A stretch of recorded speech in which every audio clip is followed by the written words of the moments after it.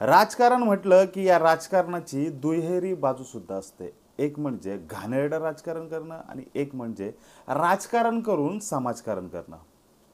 काही नेते मंडळी इथे जर का बघू तर ते फक्त राजकारण करून स्वतःचं घर चालवण्याचं काम करतात, स्वतःची झोळी पैसा प्रॉपर्टी कमवण्याचं काम करतात. परंतु काही नेते इथल्या शोषित वंचित घटकासाठी किंवा गरिबांसाठी शेतकऱ्यांसाठी येथे नेहमीच हातभार लावण्याचा किंवा त्यांचं आयुष्य खर्ची घालण्याचा प्रयत्न सुद्धा करत असतात.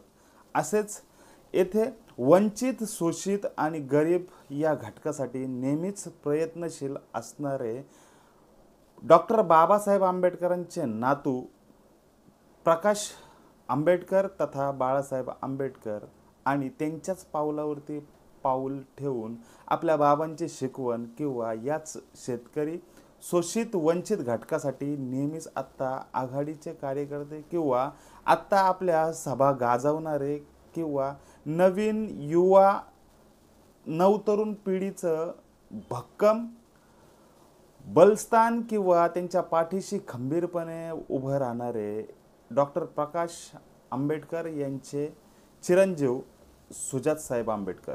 आज थोडंफार याच सुजात आंबेडकर साहेबांविषयी जाणून घेऊया.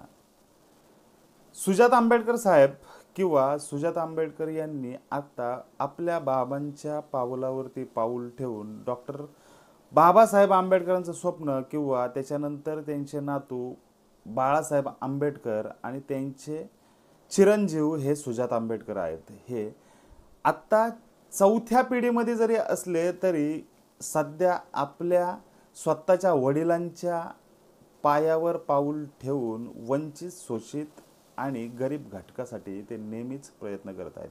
ते सम्यक विद्यार्थी आंदोलनाचे कार्यकर्ते किंवा नेते सुद्धा आहेत आणि आत्ता वंचित बहुजन आघाडीचे कार्यकर्ते आणि नेते सुद्धा आहेत.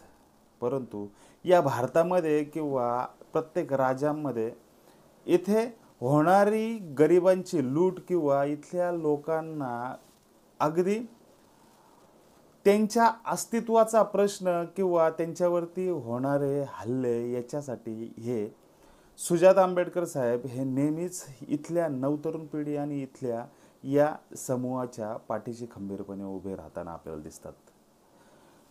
भीमा कोरेगावचा हल्ला झाल्याच्या नंतर याच प्रकाश आंबेडकर साहेबांनी एक आपल्या समूहाची किंवा समाजाची बाजू उचलत मनुवाद्यांवरती प्रखर हल्ला सुद्धा केला होता. त्याच्यानंतर याच घटकांना न्याय मिळवून देणे याच्यासाठी प्रकाश आंबेडकर हे सातत्याने आत्तापर्यंत लढत सुद्धा आहेत. त्याच्यानंतरच त्यांच्याच वडिलांच्या पावलावर पाऊल ठेवून आत्ता सुजात आंबेडकर साहेब सुद्धा या वंचित घटकाची किंवा वंचित समूहाची समाजाची बाजू मांडताना किंवा नवनवीन याच आघाडीमध्ये किंवा याच बौद्ध समाजाच्या नवनवीन तयार होणाऱ्या कार्यकर्त्यांमध्ये हे सुजात आंबेडकर साहेब प्रत्यक्ष जाऊन येथे मार्गदर्शन करताना सुद्धा आता आपल्याला दिसत आहेत. 2019ला लोकसभा निवडणुकीच्या वेळेला प्रकाश आंबेडकर यांनी आपला उमेदवारी अर्ज हा सोलापूर आणि अकोला येथून भरला होता.